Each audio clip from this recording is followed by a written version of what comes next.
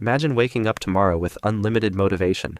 You jump out of bed the moment your alarm rings, you go for a run, you eat a healthy breakfast, you study for hours without checking your phone, you finish every task you've been putting off for weeks, you clean your room, read a book, go to the gym, learn a new language, and before going to sleep you already can't wait to do it all again tomorrow. It sounds amazing, almost magical. But here's a question.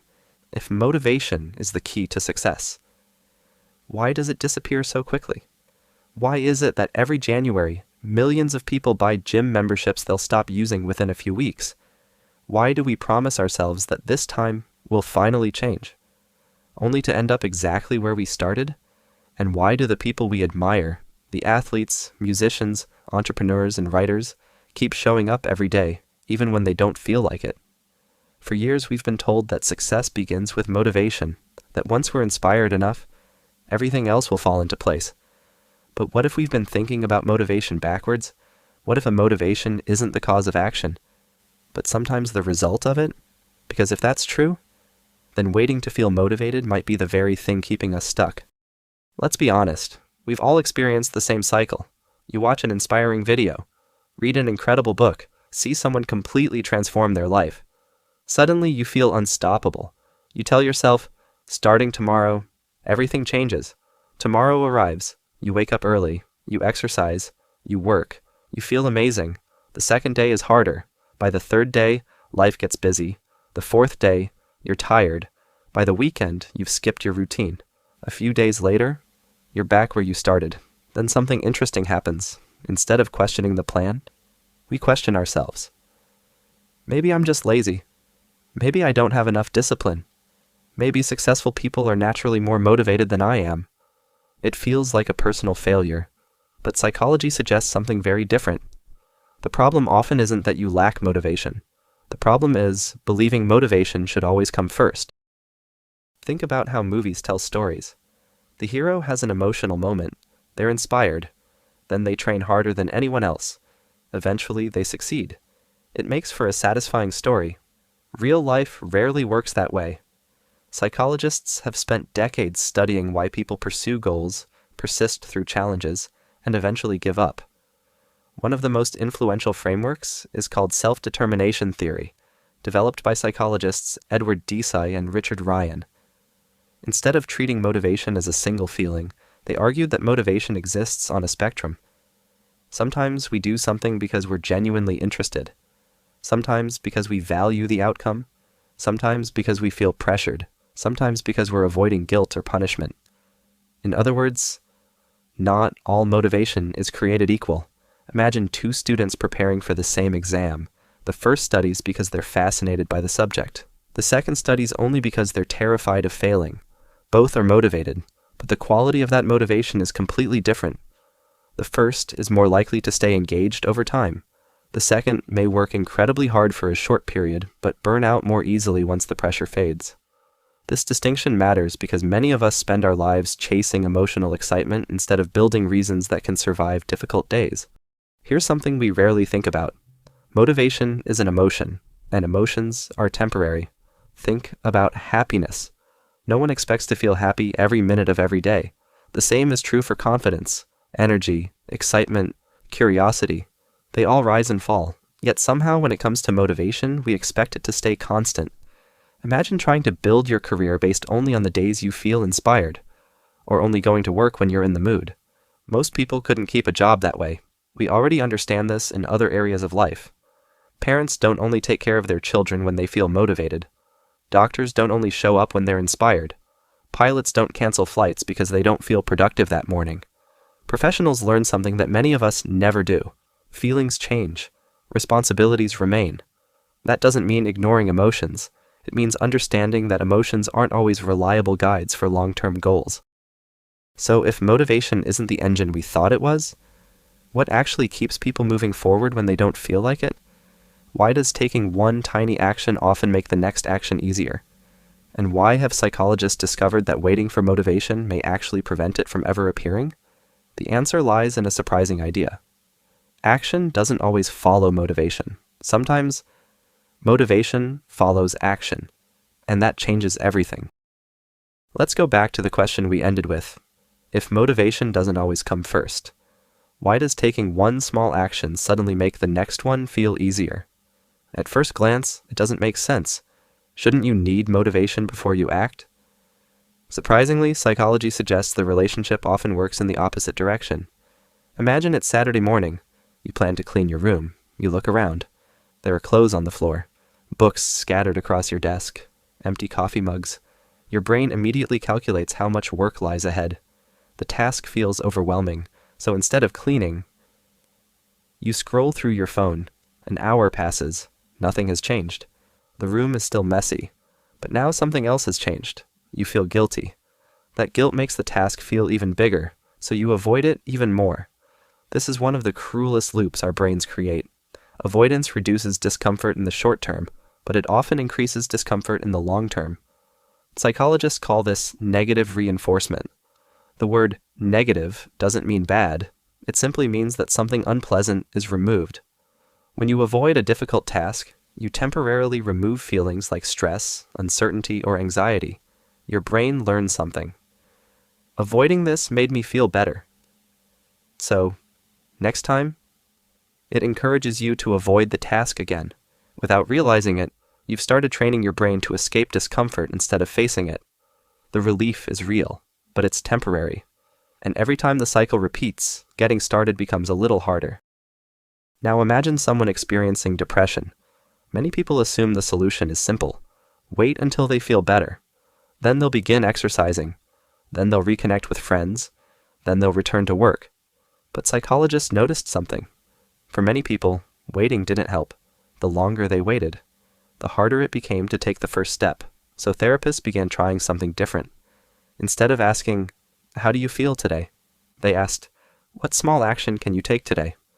This approach is called behavioral activation. Originally developed as part of treatments for depression, behavioral activation encourages people to gradually reintroduce meaningful activities into their lives, even when they don't initially feel motivated.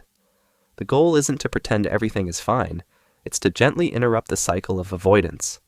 Research has shown that behavioral activation can reduce symptoms of depression for many people and, in some cases, perform similarly to more complex forms of psychotherapy for certain individuals. It's widely used today because it's practical, evidence-based, and focuses on changing behavior, rather than waiting for emotions to change first. Why does it work? Because our emotions don't just influence our actions also influence our emotions. When people begin doing things that align with their values, taking a walk, meeting a friend, finishing a small task, they often experience a gradual shift in mood over time. Not because every action is enjoyable, but because they're rebuilding a sense of progress and engagement. This is an important distinction. Behavioral activation isn't about forcing yourself to be happy. It's about recognizing that meaningful action can create opportunities for positive experiences, which may then influence how you feel. Think about pushing a heavy shopping cart. The first push feels difficult. You have to overcome its inertia. But once it's moving, keeping it moving requires much less effort. Many psychologists use similar analogies when discussing human behavior. Getting started often requires the greatest amount of mental effort. Once you're engaged in a task, continuing becomes easier. You can probably remember a time when you didn't want to study. You opened your notebook anyway, read one page, then another. An hour later, you were fully immersed. Nothing magical happened. You didn't suddenly become a different person. You simply crossed the hardest barrier, the beginning. This is why productivity experts often recommend making the first step almost ridiculously small. Not because one push-up changes your life, not because writing one sentence finishes a novel, but because small actions reduce psychological resistance. The brain sees a mountain, you show it a single step, and suddenly the mountain doesn't look quite as intimidating. Imagine two musicians. The first says, "I'll practice when inspiration strikes." The second practices every day at 6 o'clock. Who becomes better after 5 years? It isn't difficult to guess. The difference isn't talent, it's consistency. Waiting for motivation introduces randomness into your life. Some weeks you'll accomplish a lot. Other weeks you'll accomplish almost nothing. Routines reduce that randomness. When a behavior becomes part of your schedule, you no longer have to negotiate with yourself every day. Should I exercise? Should I study? Should I write? The decision has already been made. Psychologists who study habits often describe this as reducing the mental cost of decision-making. Every decision consumes attention. Every internal debate drains energy. The fewer debates you have, the easier it becomes to follow through. This is one reason elite performers often appear remarkably disciplined. Many aren't making heroic decisions every morning. They're following systems they created long ago. Here's another fascinating idea. Your brain doesn't only respond to goals, it also responds to evidence. Imagine you're trying to learn guitar. On your first day, you struggle to play even a simple chord. It's frustrating. A week later, you're slightly better. A month later, you can play your first complete song. Something has changed. You now have evidence that your effort is producing results. That evidence becomes motivating. Notice the order. You practiced first. Progress appeared second. Motivation increased third. Many people expect the opposite. They think they'll feel motivated first. Then they'll practice. But often, motivation grows because we begin seeing ourselves improve. Progress reinforces effort. Effort creates more progress. Over time, this becomes a positive cycle. This idea is supported by research on the progress principle, proposed by researchers Teresa Amabile and Stephen Kramer. Studying people in the workplace, they found that making meaningful progress, even small progress, was one of the strongest contributors to positive emotions and motivation. In other words, small wins matter. Not because they're impressive, but because they give your brain proof that moving forward is possible.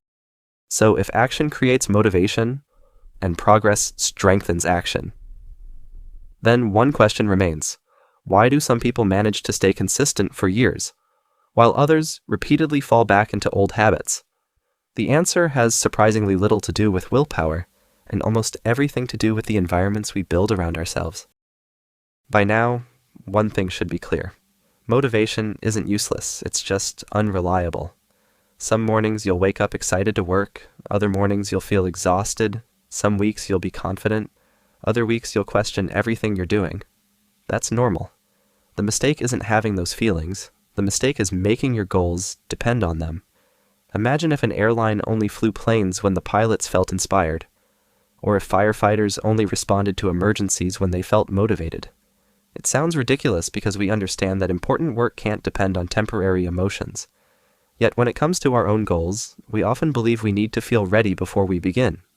But successful people rarely wait for perfect conditions. They create routines that make action the default. When we see someone who exercises every day, writes books, or builds a successful business, it's easy to assume they have extraordinary willpower. But psychologists have spent decades studying self-control, and the picture is more complicated. In the late 20th century, researchers became interested in a simple question. Why do some people consistently follow through on their goals while others struggle? At first, many believed the answer was willpower alone. But over time, researchers noticed something surprising. People who appeared highly disciplined often weren't constantly resisting temptation. Instead, they had organized their lives so they encountered fewer temptations in the first place. Imagine two people trying to eat healthier. The first keeps cookies, chips, and candy on the kitchen counter. Every evening, they have to fight the urge to eat them. The second simply doesn't keep those foods at home very often.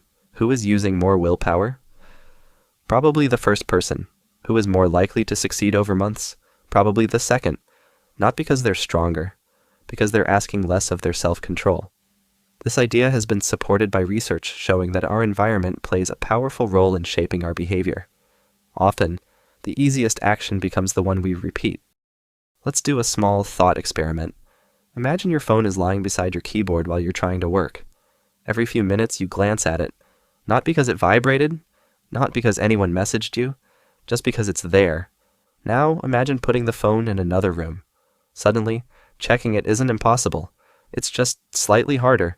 You have to stand up, walk across the house, unlock the screen. That tiny increase in effort is called friction. Behavioral scientists have repeatedly found that small changes in effort can lead to surprisingly large changes in behavior. We naturally drift toward what is easy and away from what is difficult. That's true for almost everything. If healthy food is already prepared, you're more likely to eat it. If your running shoes are by the door, you're more likely to go for a run. If your guitar is hidden in a closet, You'll probably practice less than if it's sitting on a stand in the living room. Notice what's happening. You aren't becoming a more motivated person. You're becoming a person with a better designed environment. One of the biggest drains on motivation isn't hard work, it's constant decision making. Every morning, many people ask themselves, should I go to the gym today? Should I study? Should I start that project? Each question becomes a negotiation, and negotiations are exhausting. Now imagine someone who always goes to the gym on Monday, Wednesday, and Friday after work. They don't ask whether they feel motivated. The decision was made weeks or even months ago. This idea is supported by research on implementation intentions developed by psychologist Peter Gollwitzer. Instead of setting vague goals like, I want to exercise more, people make specific plans. If it's Monday at 6 p.m., I'll go to the gym. After I finish breakfast, I'll study for 30 minutes. These if-then plans reduce the mental effort required to get started. You're no longer deciding, you're following a plan. There's another mistake many of us make. We focus on what we want to achieve, instead of who we want to become. Imagine two people trying to quit smoking. Someone offers each of them a cigarette. The first says, "No thanks, I'm trying to quit." The second says, "No thanks, I don't smoke." The behavior is the same, but the identity is different. Psychologists have long understood that our self-concept influences our behavior. When actions align with how we see ourselves, they require less internal conflict. The same applies to almost every goal. Instead of asking, how do I motivate myself to write? Ask, what would a writer do today? Instead of, how do I force myself to exercise? Ask, what would a healthy person do in this situation? Small, repeated actions gradually become part of your identity, and identity is far more stable than emotion. One reason people abandon goals is that they expect dramatic results. They exercise for a week, nothing changes. They study for 3 days, they don't feel smarter, so they quit. But the brain doesn't work in giant leaps, it learns through repetition. Think about learning to ride a bicycle. No single practice session makes you an expert. Instead, each attempt makes tiny adjustments. Your balance improves, your confidence grows, your movements become smoother. Progress is almost invisible while it's happening. Only when you look back months later do you realize how far you've come. This is why consistency often beats intensity. One extraordinary day rarely changes your life. Hundreds of ordinary days often do. Let's go back to where we started. Imagine two people. Both have the same dream. Both want to write a book. The first waits for inspiration. The second writes 1 page every morning before checking their phone. A year passes. The first still has ideas. The second has a manuscript. The difference wasn't intelligence, or talent, or passion. It was that one person depended on a feeling. The other depended on a system. That's the real lesson. Motivation is wonderful when it appears. Enjoy it. Use it. But don't build your future on something so unpredictable. Build routines. Reduce friction. Plan your actions. Celebrate small progress. Let consistency carry you on the days when motivation disappears, because those days will come for everyone, even the people you admire most. The next time you catch yourself saying, "I'll start when I feel motivated," remember this: motivation is like the weather. Some days it's bright, some days it's stormy, and some days it never arrives at all. If you only move when the sun is shining, you'll spend a lot of your life standing still. The people who make extraordinary progress aren't always the most motivated. They're the ones who keep taking small steps, even when they don't feel like it. Because action creates momentum. Momentum builds confidence. Confidence strengthens identity. And over time, those tiny actions become the life everyone else calls discipline. So maybe the question isn't, how do I become more motivated? Maybe it's, what small action can I take today, even without it? Because that single step is often the beginning of everything.